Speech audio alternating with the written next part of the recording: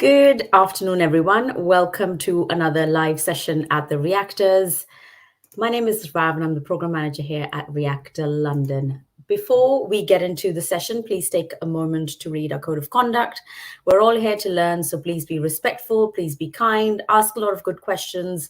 The chat will be open throughout, and we do encourage you all to participate.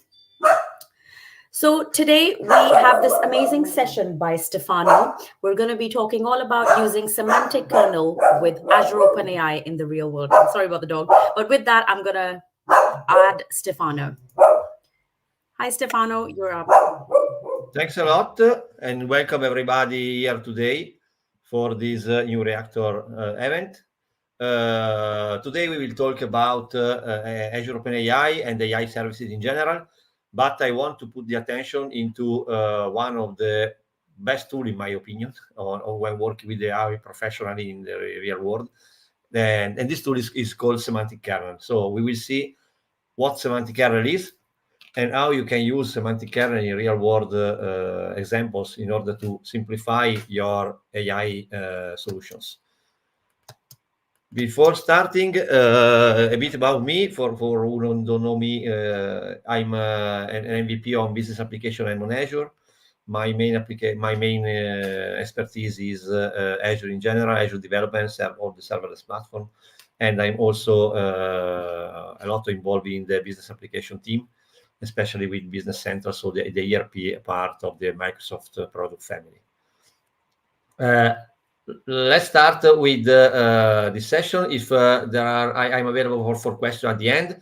Otherwise, you can feel free to reach me on Twitter or on LinkedIn, where I will be available for answering all the questions you have. So let's start.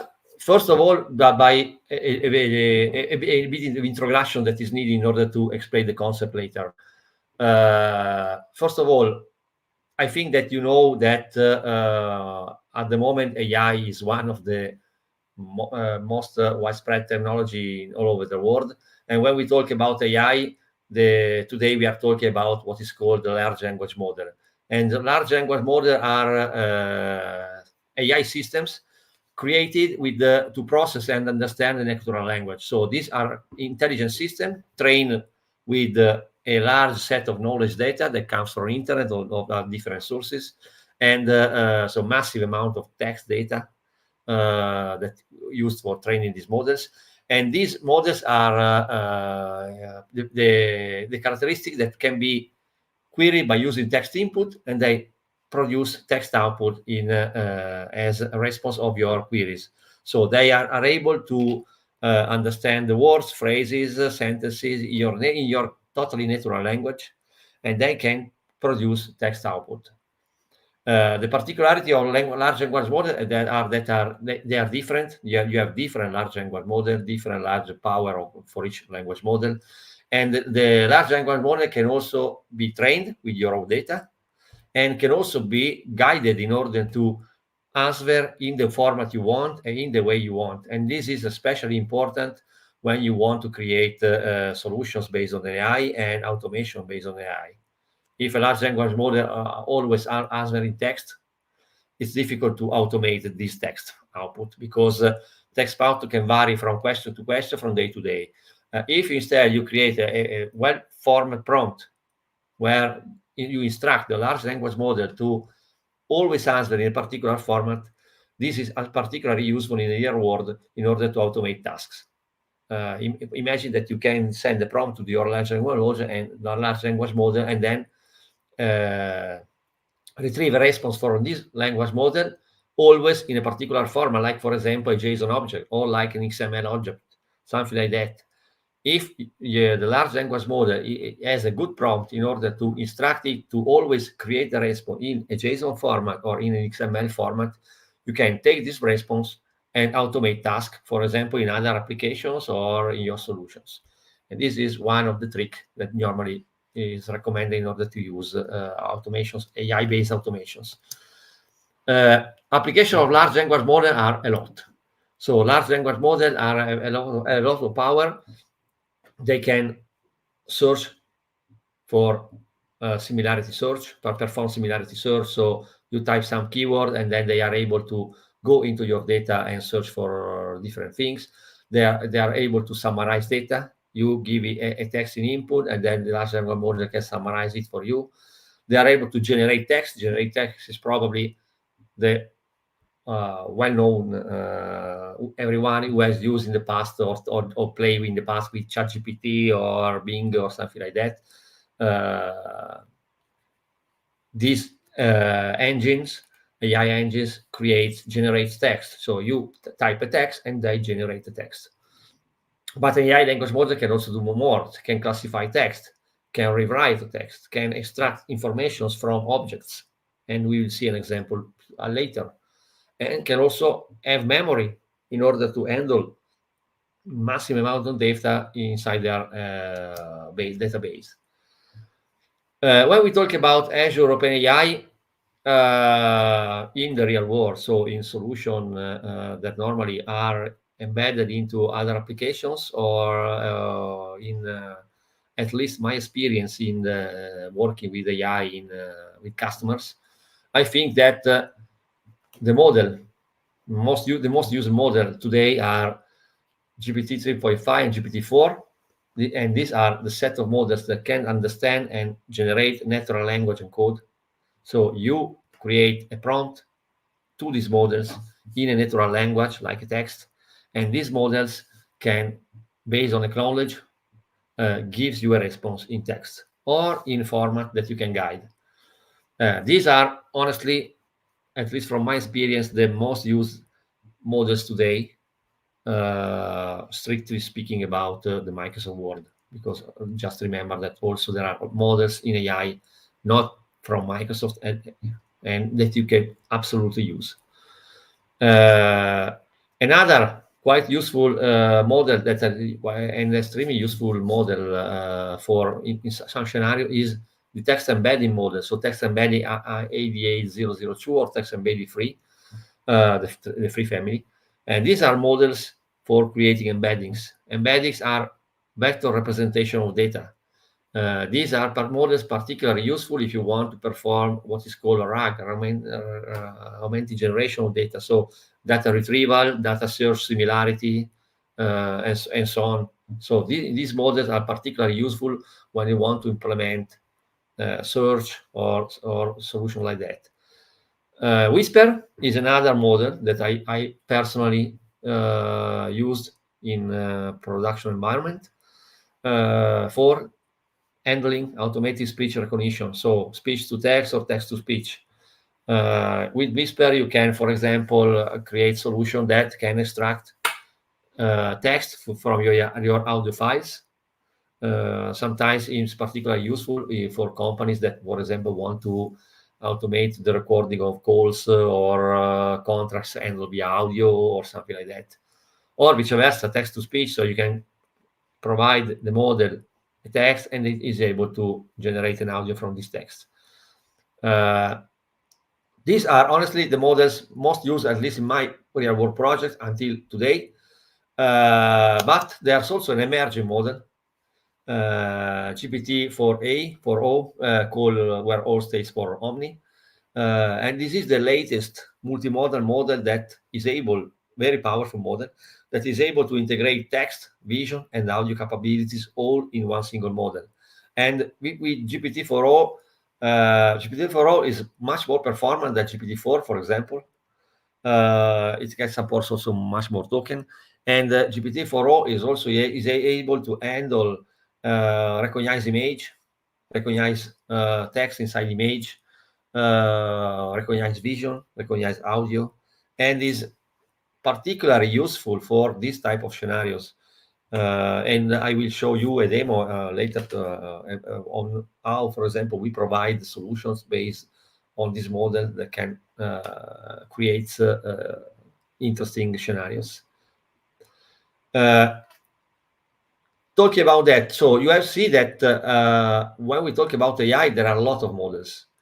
Here are the models that I personally found the most useful in real-world scenarios based on the Microsoft Azure infrastructure. So in the Azure family, these are the models deployed on Azure OpenAI that I found as the most used. But no one here is saying that you need to are forced to use Azure OpenAI. You can also use other models coming from the free OpenAI or coming also from other vendors like Google or something like that.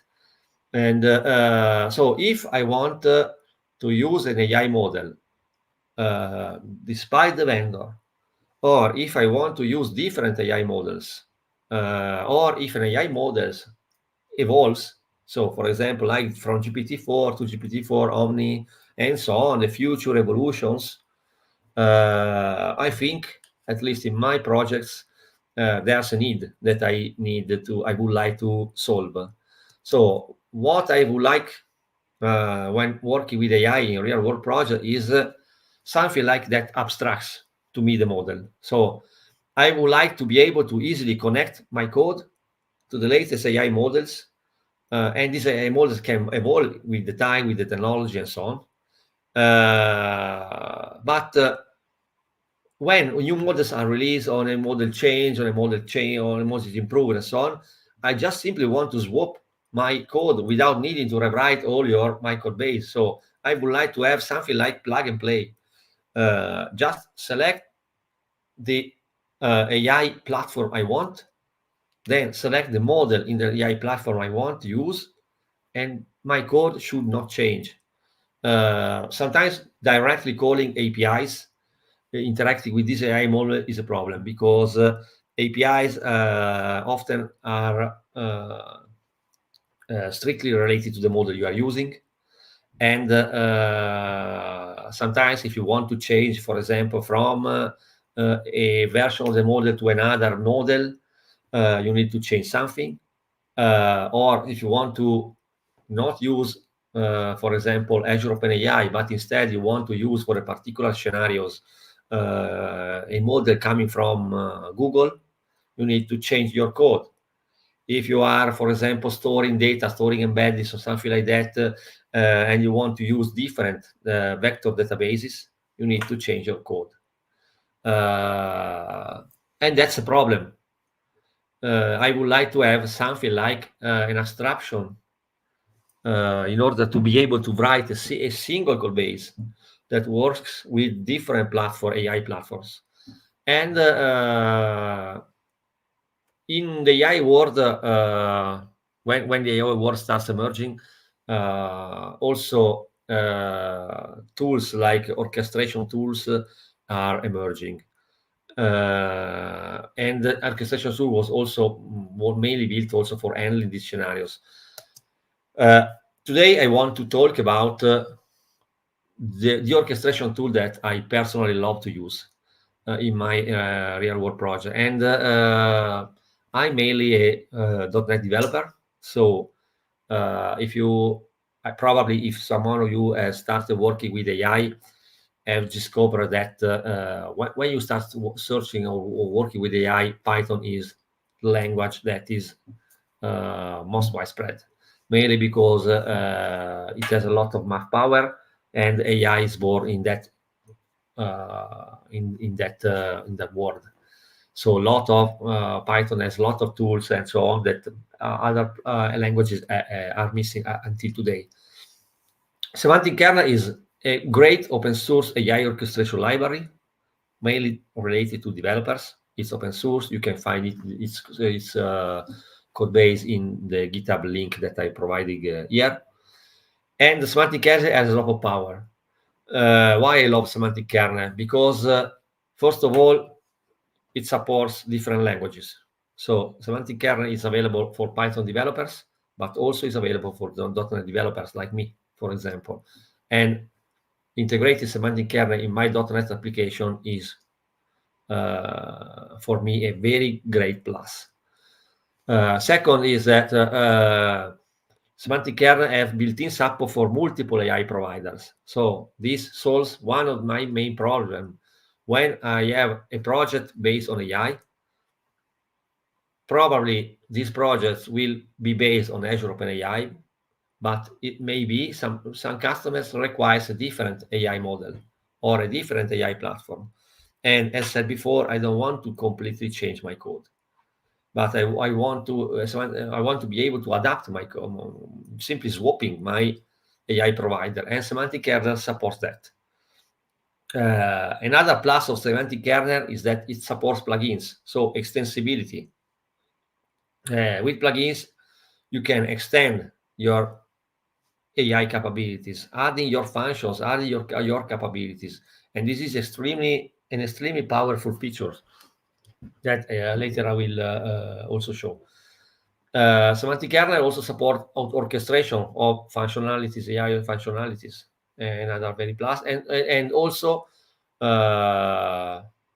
probably one of the main features that I love to use is the support for many vector databases. So if you are using in your solution vectors, you're storing vectors and so on, Semantic Kernel opens you the doors, because you can use different types of vector databases. You are not forced to use Microsoft solutions, but also different third-party solutions, and without changing nothing in your code. So simply declare that you want to use that platform, and your code can be the same.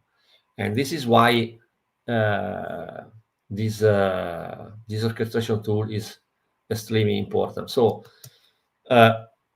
generally speaking, why we need to use a semantic kernel, I suggest to use a tool like that in your real world AI solution. Mainly because, first of all, it permits you to create AI agents that can do a lot. So AI agents that can automate processes, and you need AI agents that can be extended and can call your code and so on. So it gives you the complete power in order to create complex AI solutions based on multiple modules and multiple functionalities. And the second is that it extracts the underlying large language models and its related APIs.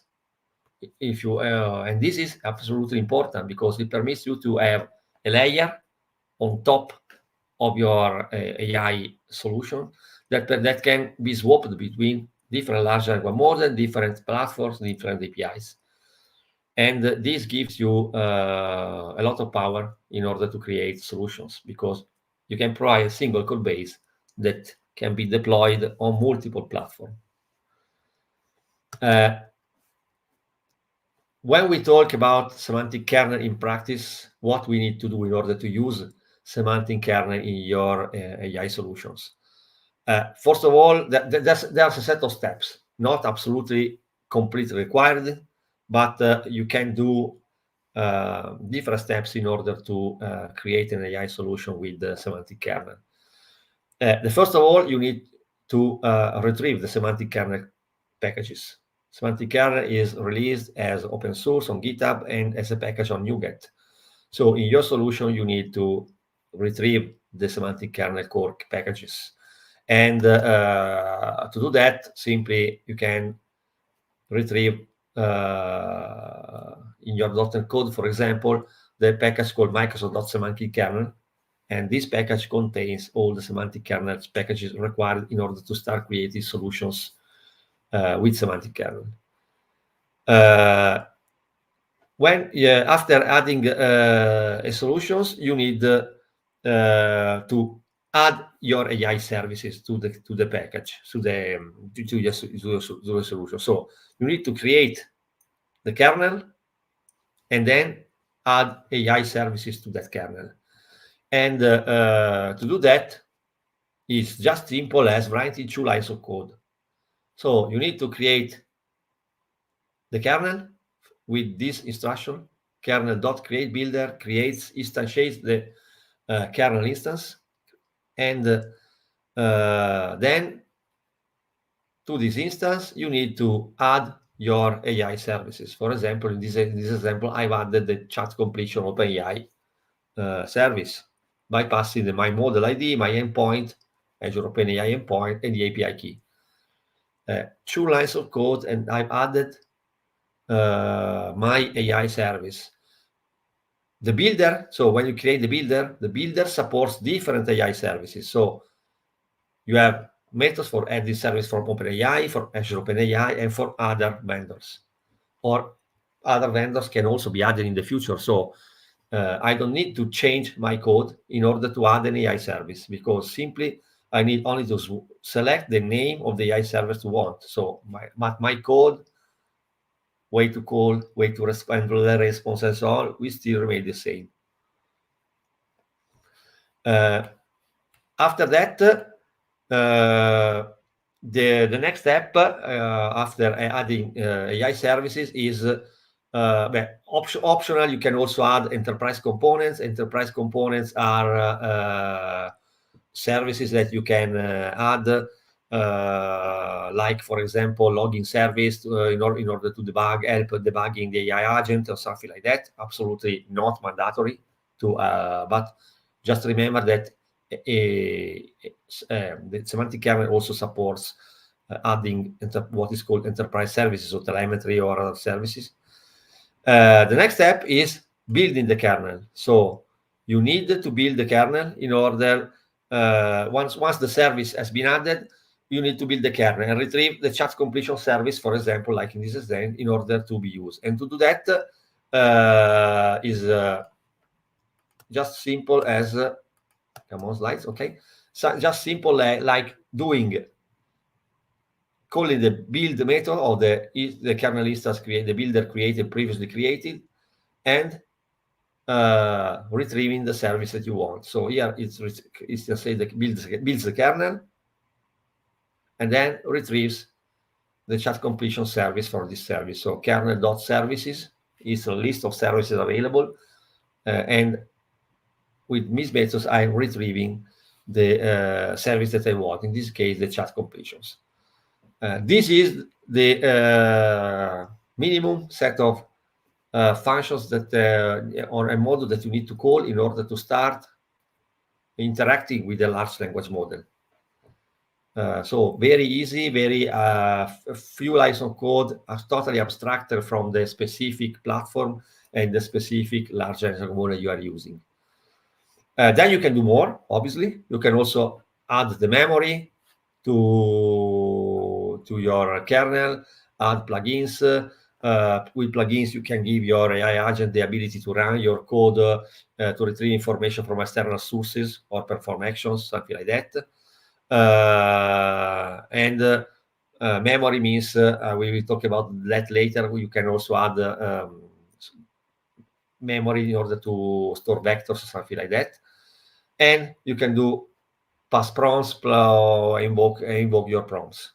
So these are, so the invoke is the last step. So you invoke the AI agent by calling a particular method of the AI agent that you are calling. I will show the code later, and we will see that this is absolutely easy. When we talk about semantic kernel, the kernel inside semantic kernel is playing with the words. The kernel inside semantic kernel is the central component of the semantic kernel. The kernel, for someone that is that knows C#, is like a dependency injection container that manages all the services necessary to run your applications. Generally speaking, and more probably with this chart is more clear. What the kernel inside the semantic kernel is the central block, and the kernel is when you invoke a prompt from the kernel is responsible to orchestrate all the needed stuffs. So the kernel select the best AI services in order to run your prompt according to the service that you have attached to the semantic kernel instance. Build the prompt, use the provided prompt template, then sends the prompt to your AI service, Azure OpenAI or different services that you want, then receives and pass the response, and returns the response from the large language model to your application. So the kernel is the main part of the orchestration, responsible to handle the AI communications, the communication with the AI, the prompt interactions, the services, and so on, and parsing the response and giving the response to the client. let's start, if I'm able to jump back. Okay. I want to start with an example, not just like a simple example, but here, first of all, the application. Here I have an application. This application is called Business Central, and Business Central is an ERP coming from Microsoft. Business Central, I will not talk about Business Central, but if inside this application, I have for example, a functionalities that permits to users to upload tickets, restaurant tickets for expense, something like that.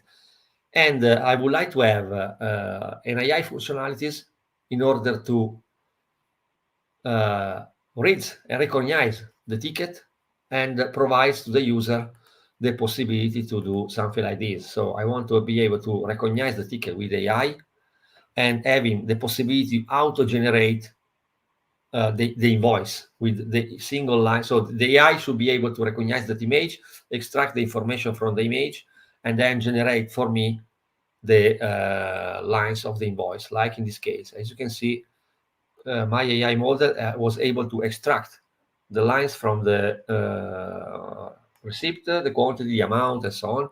And from here, I am able to generate the invoice without manually typing. So the financial department that needs to create an invoice according to the expense ticket that your employees has uploaded on the ERP are able to do that automatically using AI. What's that under that?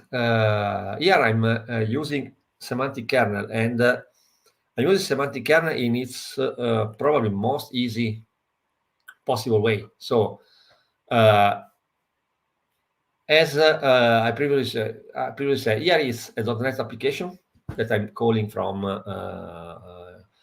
In the previous example, I'm using that from an Azure function. Semantic Kernel can be used where you want. Azure function. Here I have a console application that does the same thing, just for quickly show that. The first step that you need to do in order to start using Semantic Kernel is first you need to import the package, and the package is Microsoft.semantic kernel. And then you need to create add your AI, create the builder and add your AI service. And to create a builder is this line of code. So kernel.create builder creates a builder for constructing your kernel. And from the builder instance, you need to add your services. So add Azure OpenAI chat completion adds the Azure OpenAI chat completion service. And if I'm doing here builder dot, you can see that I can add different services coming from at the moment Azure OpenAI and OpenAI. Then you need to build. When you have added all the services you want, more than one, it's a list. Then you can create the kernel. So the build method of the builder object constructs a new kernel instance accordingly to the services that you have attached to that builder.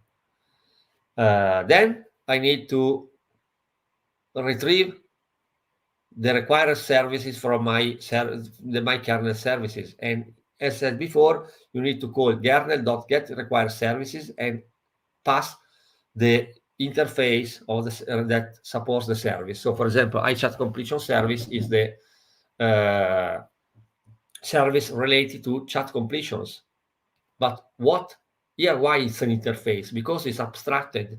So it's attached according to the service that you have called here, it will call the related interface. So if instead of using Azure OpenAI chat completion, we want to change for a particular project, I want to change on using OpenAI, I simply need to add a different service, but all this part of the code will never change.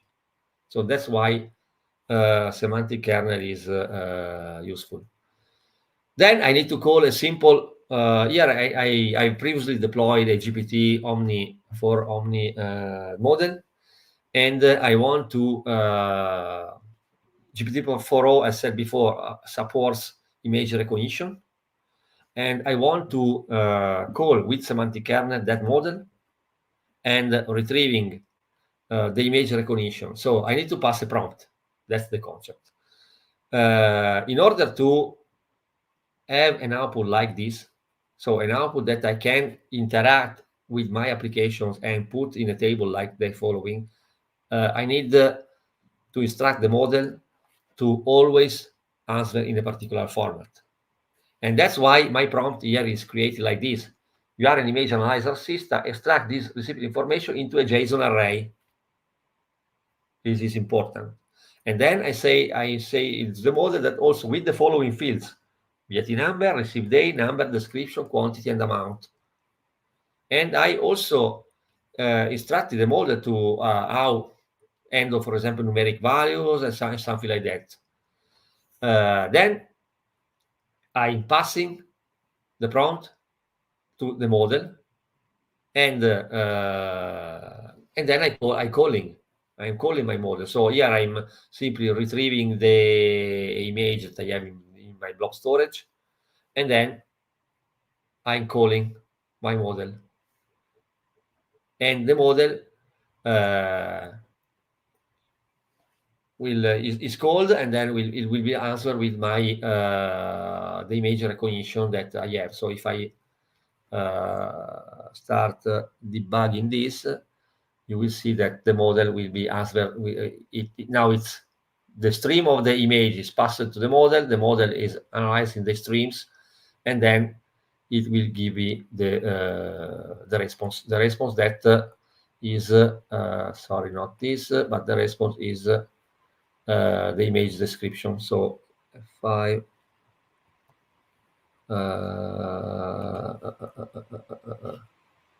Here I have an error. Why? Because I've not passed a wrong image. Sorry, but that's the core. So here the goal is to have a JSON array of the image and the image streamed to the output. So I'm calling, recognizing the image, and if I do that, just to check. F5, the model should answer with, if I not change the model, it should answer with the image recognition. So here is the JSON with the lines of the receipt recognized from my model. This list is this instruction was coming from a previous example I forgot to comment. So here is my JSON array answering from the mail, and obviously the prompt guides the model. So if I, for example, you will use something like this, simply something like this, instead of this prompt, response is more textual. So if I, for example, comment this and uncomment this, the response coming from the model will be more randomic, because I'm not instructing the model to always answer in a particular format. And that's why for automation, so as you can see here, the model is answering me with the text, image description. This is a restaurant receipt from a place called blah, blah, blah. These are the lines. The total amount is paid in this way. Blah. So this is not useful for automation. The previous example was useful for automation. So remember that for automation, it's absolutely better to do something like this. So instructed that you want a JSON array with the following fields and so on.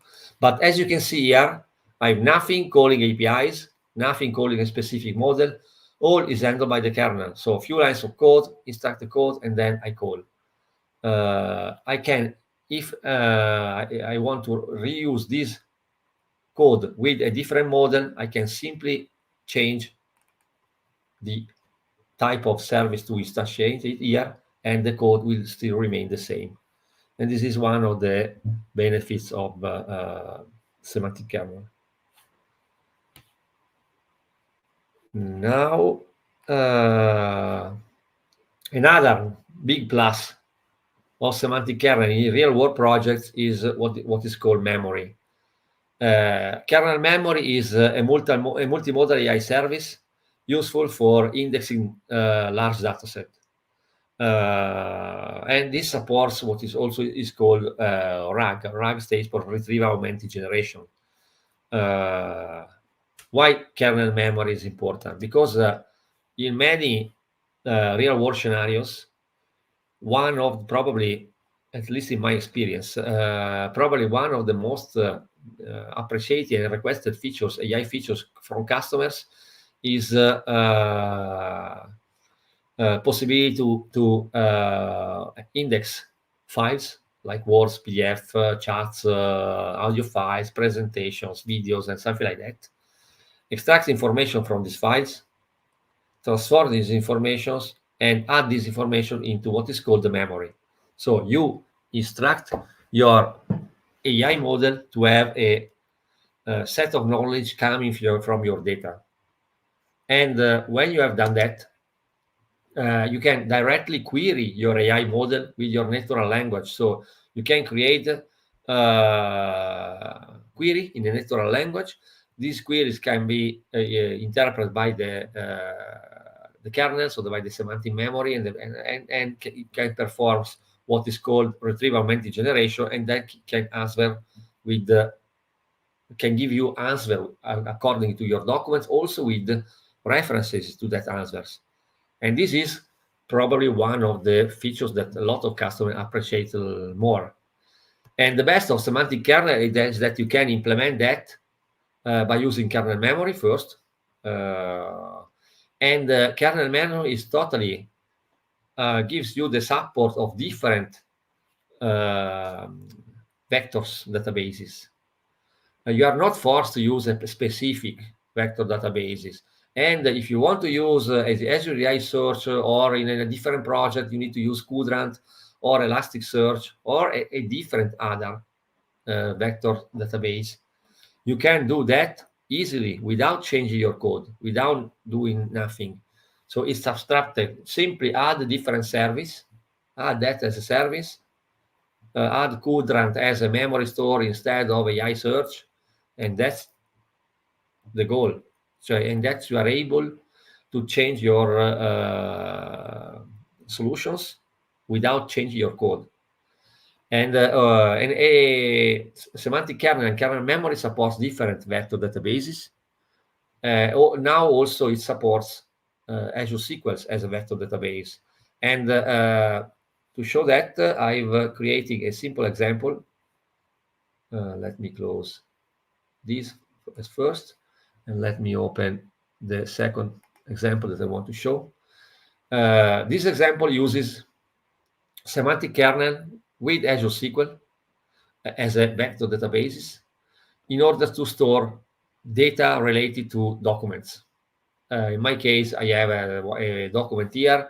This document is a document that contains I'm a cyclist, a road cyclist, and this document is a PDF document that contains the technical specification of a road cycle. As you can see, this document is, first of all, quite complex, lot of pages. It contains images, data, and so on, and text inside images between tables and so on.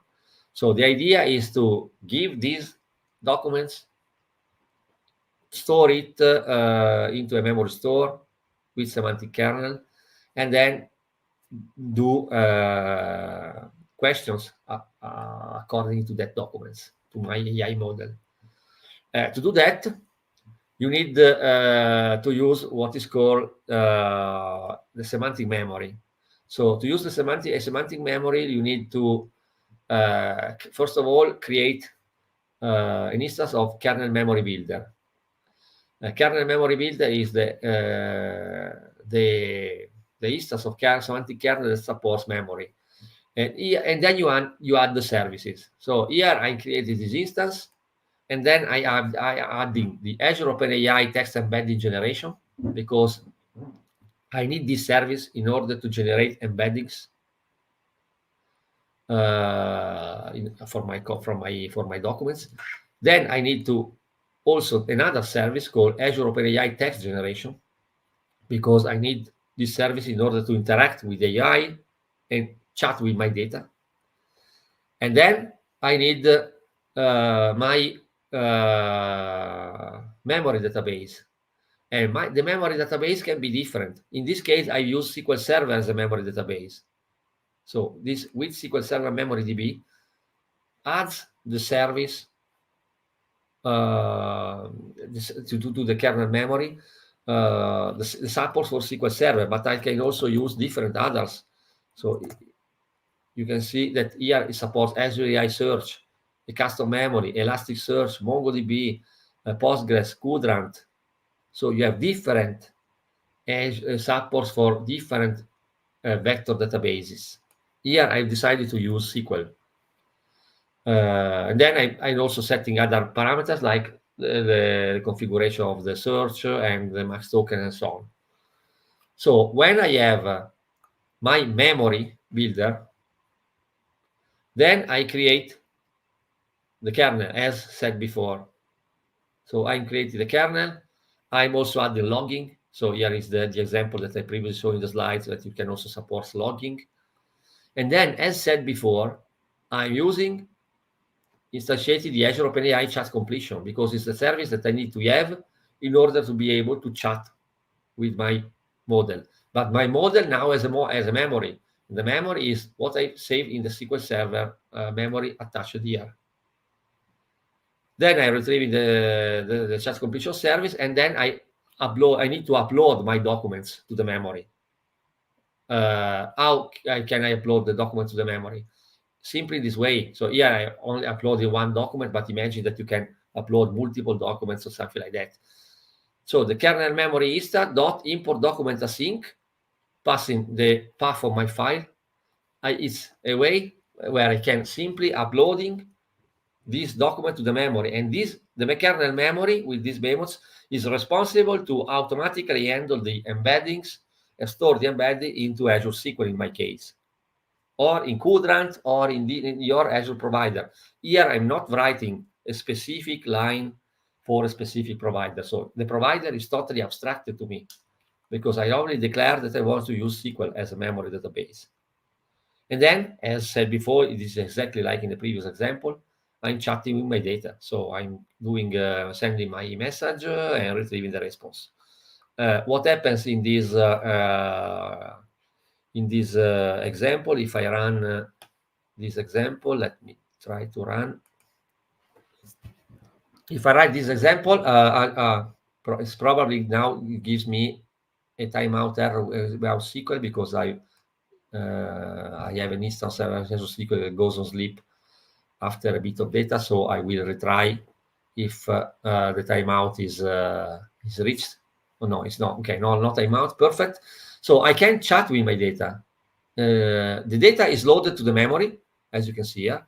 So my PDF file is loaded to the memory, and then I can start chatting. Like, for example, I don't know, list all Dogma F disk specifications. Dogma F is the model of the bike that I've loaded, and the memory goes into my vectors and gives me the response.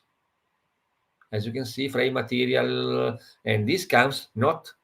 I have also the response where the link of the sources where I have this data, and this data comes from the PDF that I previously created. So if I reopen the PDF files, probably in a page, I don't know where, there's the specification here.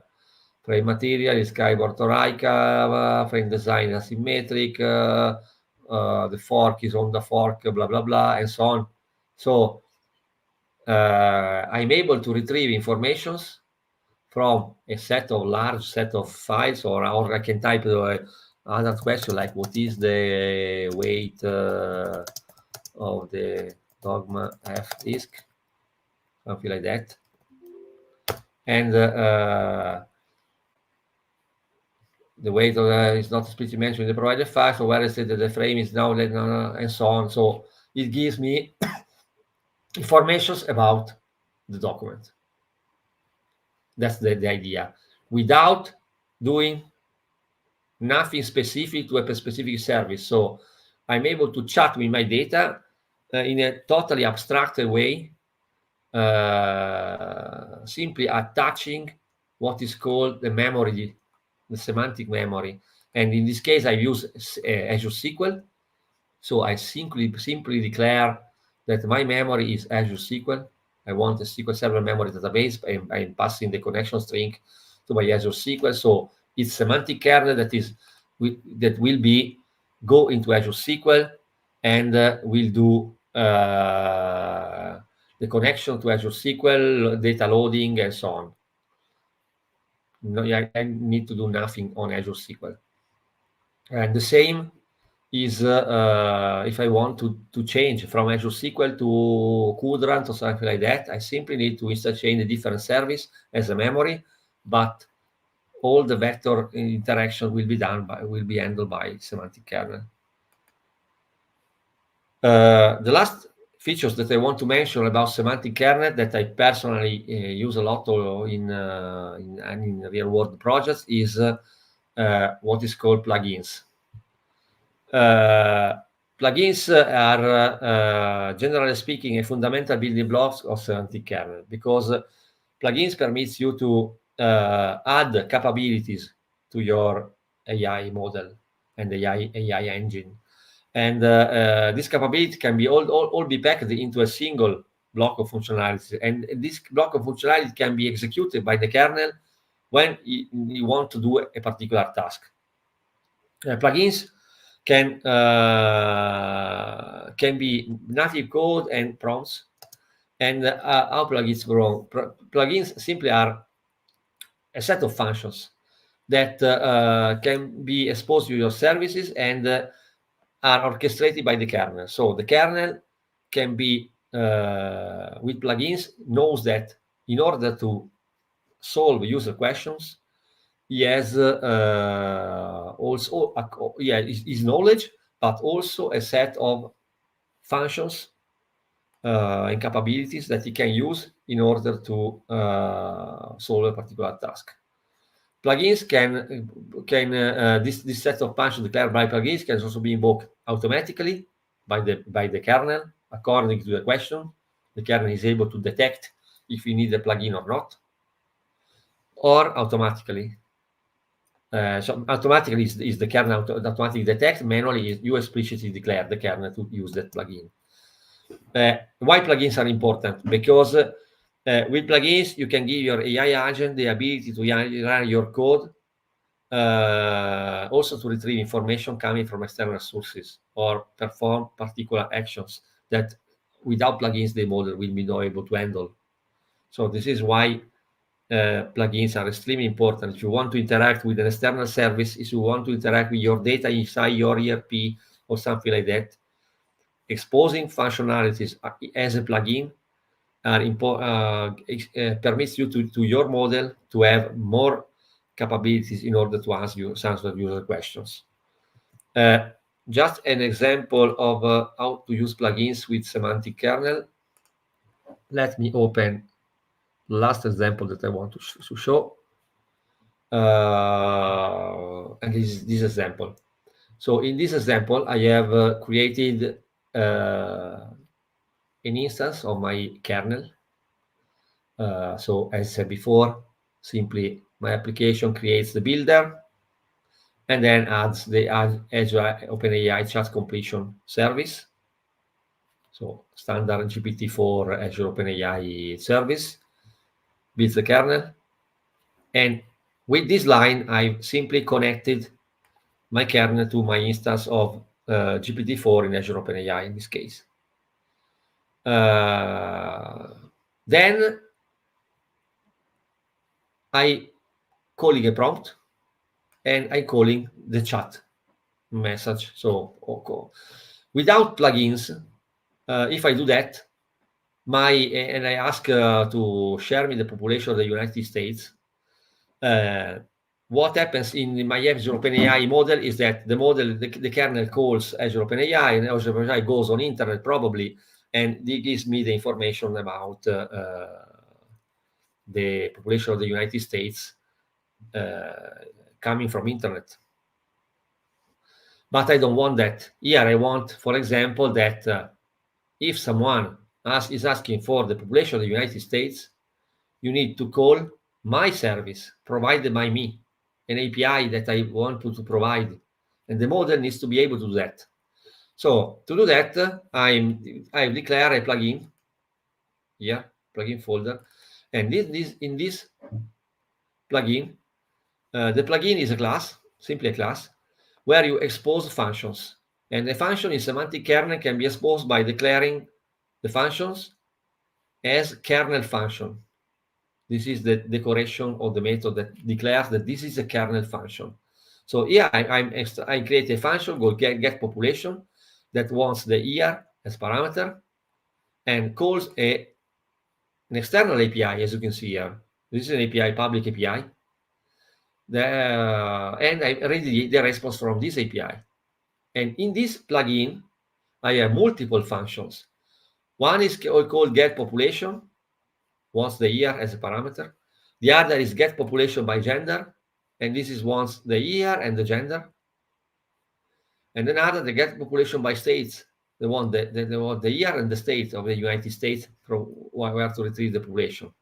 So here I have created different free functions. Each function has the kernel function attribute that declares that this is a kernel function, has a description that describes what the function is doing. Description is important in order to instruct the model to do to invoke that function in a particular case. And each function calls its particular API, this particular parameter. So what happens here? When I declare the kernel, I also import in my plugin. So kernel.import from plugin from type, and I pass the class where I declare the plugin. So this class. In this way, the semantic kernel imports all my plugins. And now, after this sentence, he knows that for answering questions that the user can type, he has his knowledge plus all the plugins that I've uploaded to the kernel. And when someone asks me to writing the population of the United States in this year, he's not going to internet, because now he has a functions in order to call that, because now he knows that I have this function available that can give me the real data without going to internet. But I want to get that the data is coming from this API. So here I'm simply calling as the same. So create a chat and sending the request. But the other important part is this. So here I need to say that the kernel setting to call Azure OpenAI in this case, so my AI model, the AI model that can have a property called tool call behavior that specify how functions, plugins can be called. And here I'm setting that I want the auto invoke. So the auto invoke means that the kernel will be able to auto detect if it needs a function or not in order to answer my questions. So what happens here if I'm calling the kernel? You can see that I'm asking what is the population of the United States, and here, as you can see, I've placed a breakpoint inside the function. The kernel has automatically detected that this function is the required in order to answer my question, and it's calling this API. Now, if I leave API, and then it should give me a response coming from that API. But if now I change, for example, if I change this prompt, and now I'm asking this prompt, not here, but here. So now I'm asking, share the population of the United States, but specify the gender, male and female. Don't so I change a different prompt. So in this different prompt, I say that to the model that now I want the population of the United States, but also grouped by male and female. What happens here? Simply by giving this prompt, and accordingly to the plugin attached to the kernel, if I execute the code now,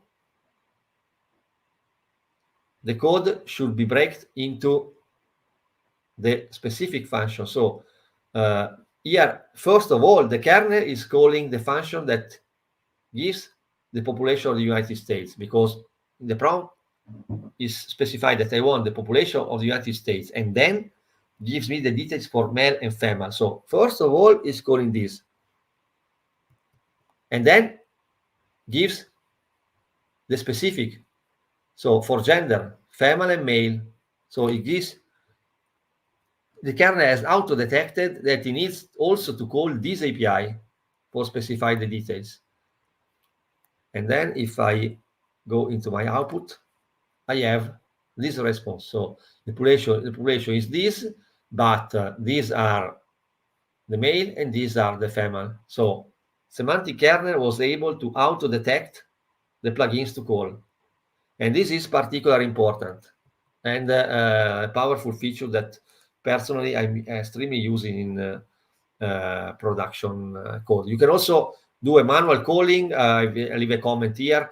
Manual calling means that you need to force the kernel in order to you enable the kernel functions, and you need to specify that you want to use a particular format. I honestly don't recommend to do that. I honestly recommend to always specify this. If you attach functions to your kernel, set auto invoke kernel, and leave the kernel to auto detect the function you want to use. But this opens a very big door, because you can call every function you have, go into your URP and extract data. So giving to the final of this presentation, I hope at least that you have understand the power of semantic kernel. There are more to say about semantic kernel, but in real world, I think that these are the top features that semantic kernel gives to you. It offers many benefits, semantic kernels, over manually setting up your AI services. First of all, as said before, the AI abstractions. So you have abstracted to the AI model, and if an API change, your code will not change. You can swap easily services, or Azure OpenAI to OpenAI and vice versa, without changing the code. Soon also other providers will be supported. Development time will be faster, because you don't need to interact with a specific API, but simply call the kernel methods. And also easier maintenance, because you are abstracted by the single API, and it's easy to maintain this code. You can orchestrate also functions, plugins, and so on, so your solution can be complex. So my recommendation is, when you have a complex AI project that need to scale, that need to be also cross platform, cross AI platform, cross AI model, give a semantic kernel a chance, because it can help you a lot on creating your AI solutions. So I've closed my presentation now, I think, to be on time. I'm available for questions also after the session. If we have not enough time, I thanks for attending, and here are the links for Reactor in order to join the next events. Thank you very much, Stefano. We have 2 questions, and I think we have some time to answer them. We can, if you don't mind. So we have one question from Shin. Are .msg files possible? MSG files, yes, the MSG files can absolutely be indexed. So you can upload MSG file and having AI that interacts with that MSG files. It's absolutely possible. Then how is the kernel auto-invoke for functions working? The other questions. The auto-invoke, you need to instruct the kernel. First of all, it works in 2 steps. The first step is you need to declare the functions that the kernel has available. And you need to declare the function in a class and declare the function, and each function has kernel function. It's important to specify not only the kernel function attribute, but also the description of the function with details, what this function is doing, and the description of the parameter. What are the parameters that your function requires? Then you need to specify that the kernel need to auto-detect functions, and it's a property of the kernel object. When you have done that, under the hood, there's what is called function calling. So Rachel models, AI models supports function calling. This relies on function calling. So the model, when you instruct the model to have this set of plugins available, and you give also a good description of these plugins, the model is able to detect that. For example, in my example, instead, when you ask me for the population of the United States, I have available a function to retrieve the population of the United States. Then I call this function and not another. If, for example, I type a question like, where is Rome? Where is Rome? The kernel checks the functions. No function is available for me in order to answer where is Rome. And then it calls his knowledge. So it probably goes on Google or something like that, and will give you an answer. So this is how function the auto-invoke of the function works. Simply declare the function as function kernel, and then instruct the property of the kernel object to auto-invoke functions. It's a property.